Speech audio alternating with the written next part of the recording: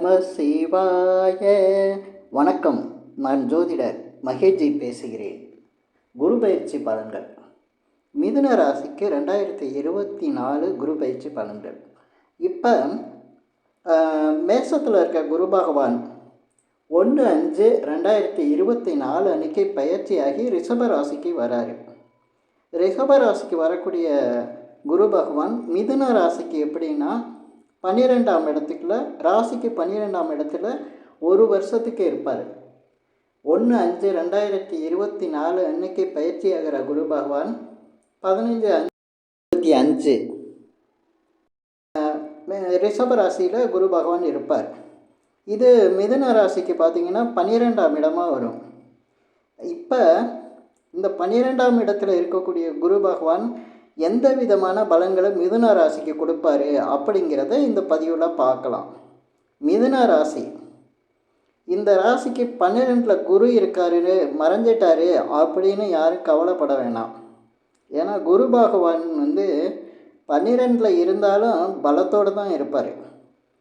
பொதுவாக காலபுருஷனுக்கு 12ஆம் இடத்துல குரு பகவான் ஆட்சி பெற்று தான் இருப்பார். மீன ராசி தான் காலபுருஷனுக்கு 12வது ராசி. அங்கே குரு பகவானுடைய வீடு இருக்கிறதுனால குரு பகவான் அங்கே ஆட்சி பெற்ற நிலையில் தான் இருப்பார். அதனால் உங்கள் ராசிக்கு 12ல் குரு இருக்கார் அப்படிங்கிறதுனால என்ன பலன்களை கொடுக்குறாரு அப்படின்னா, உங்களுக்கு சுப செலவுகளை அதிகம் உருவாக்குவார். ஆடம்பர செலவுகளாக இருக்கும். வருமானம் அதிகரிக்கும். செலவுக்கு தகுந்த வருமானங்கள் நிறைய வரும். ஏன் அப்படின்னா, உங்களுக்கு 12ஆம் இடங்கிறது காலபுருஷனுக்கு 2வது இடம், தனஸ்தானம்னு சொல்லக்கூடிய இடம். அதனால் இந்த மிதுன ராசிக்காரங்களுக்கு பார்த்திங்கன்னா வருமானம் எப்படியோ அதிக அளவில் வந்துக்கிட்டே இருக்கும். அதே போல் சுப செலவுகளும் அதிகம் ஆகும். இதில் குடும்ப செலவுகள், குடும்பத்தில் சுபகாரியம் நடத்துகிறது, அதே போல் நீண்ட நாள் வீட்டுக்கு செய்ய வேண்டிய செலவுகள், இது போல் மனசில் நினைக்கக்கூடிய ஆடம்பர செலவுகள், இதெல்லாம் நிறைய செலவுகளுக்கு தகுந்த மாதிரி வருமானம் கூடுதலாக வந்துக்கிட்டே இருக்கும். ஏன்னா காலபுருஷனுக்கு அது தனஸ்தானமாக இருக்கிறதுனால. இப்போ குரு பகவான் 12ஆம் இடத்துல இருக்கிறதுனால சுகம் அதிகரிக்கும். உடல் நிலையில் ஒரு நல்ல நிலை இருக்கும். அதே சமயத்தில் பயணங்கள் தான் ரொம்ப அதிகரிக்கும். 12ஆம் இடத்துல குரு பகவான் இருக்கையில் உங்களுக்கு அதிக அளவுக்கு ட்ராவல்ஸ், அதாவது நிறைய வெளிநாடு போகிறது, வெளியூர் போகிறது, அதே போல் சில பேர் சொந்த ஊரில் இருப்பாங்க, ஆனால் இடம் மாறுதல் இந்த மாதிரிலாம் உண்டாகும். வேறொரு இடத்துல போய் இருக்கிற மாதிரி ஒரு சந்தர்ப்பம், சூழ்நிலை, அது வேலை நிலையாகவோ இது வேறு ஏதோ ஒரு காரணங்களுக்காகவும் உங்களுக்கு ஒரு இடமாற்றத்தை இந்த குரு பயிற்சியில் உண்டாக்குவார். இதுக்கடுத்து குரு பகவான் உங்கள் ராசிக்கு அவருடைய பார்வையெல்லாம் எப்படி இருக்குன்னா, 12ஆம் இடத்துல இருக்கக்கூடிய குரு பகவான் தனது 5வது பார்வை, அவருடைய 7வது பார்வை, 9வது பார்வை எப்படின்னா உங்கள் ராசிக்கு 5வது பார்வையாக 4ஆம் இடத்தை பார்ப்பார். அதே போல் அவருடைய 7ஆம் பார்வையாக உங்கள் ராசிக்கு 6ஆம் இடத்தை பார்வை செய்வார். அதே போல் அவருடைய 9வது பார்வையாக உங்கள் ராசிக்கு 8ஆம் இடத்தை பார்ப்பார். இந்த 4ஆம் இடத்தை பார்க்கக்கூடிய குரு பகவான் உங்களுக்கு நிச்சயமாக வீடு மாற்றம், அதே போல் இடமாற்றம், உங்களுக்கு பார்த்திங்கன்னா சில பேர் வீடு வாங்கிறது, சில பேருக்கு பார்த்திங்கன்னா வீட்டில் ஏதாவது ஒரு புதுசாக கட்டடம் கட்டுறது, எக்ஸ்டெண்ட் பண்ணுறது, இல்லை வீட்டில் ஏதாவது பழுது சரி பண்ணுறது, இப்படி வீடு சம்பந்தமான வேலைகள் ஏதாவது நீங்கள் செய்யக்கூடிய சூழ்நிலை இருக்கும். சில பேர் வாடகை வீட்டில் இருக்கவங்க வீடு மாறி போவாங்க. சில பேர் வாடகை வீட்டில் இருக்கவங்க சொந்த வீடு வாங்கி கூட போகலாம். அந்த மாதிரி ஒரு யோகத்தையும் இந்த நேரத்தில் கொடுத்துரும். சில பேர் இடம் வாங்குவாங்க, புதிய வாகனம் வாங்கிறது. அதே போல் பார்த்திங்கன்னா தாய்வழி உறவுகள்னால நல்ல நன்மைகள் நடக்கும். அதே சமயத்தில் 4ஆம் இடங்கையில் உங்கள் மனசு குறிக்கக்கூடிய இடம். அதனால் மனசில் அதிகம் சந்தோஷம் இருக்கும். அதே போல் சிலர் வந்து கல்வியில் வந்து ஒரு ப்ரொமோஷன், அதாவது கல்வியில் ஒரு உயர்நிலை, ஒரு நல்ல தேவையான கல்வியை வந்து படிக்கிறதுக்கான வாய்ப்புகளை வந்து அடைவாங்க. அதே சமயத்தில் சில பேர் பயிற்சி நிலையங்களில் சேர்றது அப்படிலாம் இருக்கும். அதே போல் புகழ் கிடைக்கும். இந்த 4ஆம் இடத்தை பார்க்கும்போது புகழ் கிடைக்கிறதுக்கு, புகழ் கிடைக்கும்னா நீங்கள் எந்த தொழில் செஞ்சாலும் சரி, இல்லை உங்களுடைய செயல்பாடுனால உங்களுக்கு அதிகமாக புகழ் கிடைக்கும். சில பேருக்கு புதையல் கிடைக்கும். புதையல் அப்படிங்கையில் ஏதாவது ஒரு அதிர்ஷ்டங்கள் கிடைக்கிறது. ஏன்னா 4ஆம் இடம் தான் வந்து அதிர்ஷ்டத்தை சொல்லக்கூடிய இடம். அதிர்ஷ்டங்கள் கிடைக்கும். அதே மாதிரி பால் பொருட்கள், இந்த ஆன்மீக பயணம், அதே போல் கல்வி சம்பந்தமான விஷயங்களில் ஒரு நல்ல முன்னேற்றமான நிலை. அதே போல் கல்வியில் ஒரு இந்த எக்ஸாம் இது சம்மந்தப்பட்டதில் வந்து பாஸ் பண்ணுறது. அதே போல் வாகனம், அதே போல் ஆபரணம், இதெல்லாம் வந்து அதிகமாக வாங்கிறது. அதே போல் அந்த யோகம் கிடைக்கிறது. சில பேர் வந்து வீடு, அந்த தோட்டம் இதெல்லாம் வாங்கணும்னு நினைக்கிறவங்களுக்கு அந்த வாய்ப்பெல்லாம் வந்து உருவாக்குறது. இந்த மாதிரி 4ஆம் இடத்தை பார்க்கும்போது மிக நல்ல பலன்கள் வந்து அதிகமாக உண்டாகும். இதுக்கடுத்து 6ஆம் இடத்தை குரு பகவான் பார்ப்பார் உங்கள் ராசிக்கு. இது நாள் வரையும் ஏதாவது உடலில் நோய் இருந்தால் அந்த நோய் வந்து சரியாகும். அதே போல் மற்றவங்களால் ஏதாவது ஒரு தொல்லைகள் இருந்தால் அந்த தொல்லைகள் வந்து சரியாகும். வேலை இல்லாதவங்களுக்கு வேலை கிடைக்கும்.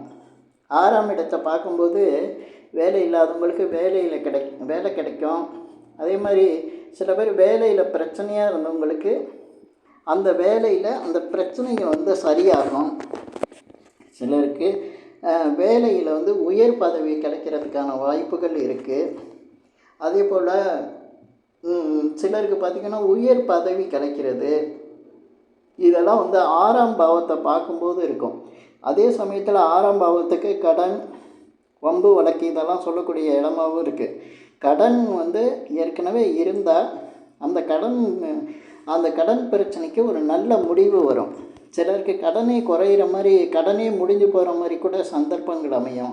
சில பேர் பெரிய கடனை எதிர்பார்த்துருப்பாங்க, பெரிய அளவில் கடன் கிடைக்குமான்ட்டு. அந்த கடன் வந்து கிடைக்கிறதுக்கான வாய்ப்பு வந்து உருவாகும். அதே போல் பார்த்திங்கன்னா 6ஆம் இடங்கிறது வந்து உங்களுக்கு வம்பு வழக்கு சொல்லக்கூடியது. சில பேருக்கு கோர்ட்டு கேஸு இந்த மாதிரி பிரச்சனைகள் இருந்தால் அதில் சாதகமான நிலை வரும். அதே போல் உங்களுக்கு உடல்நிலையில் ஒரு நல்ல ஒரு நிலை கிடைக்கிறதுனால மருத்துவ செலவுகள் வந்து குறையும். இதுக்கடுத்து பார்த்திங்கன்னா 8ஆம் இடத்தை வந்து குரு பார்வை செய்கிறாரு. இந்த 8ஆம் இடங்கிறது 10ஆம் பாவத்துக்கு தொழில் பாவமாக வரும். 11ஆம் பாவத்துக்கு லாப ஸ்தானமாக அதை சொல்லுவாங்க.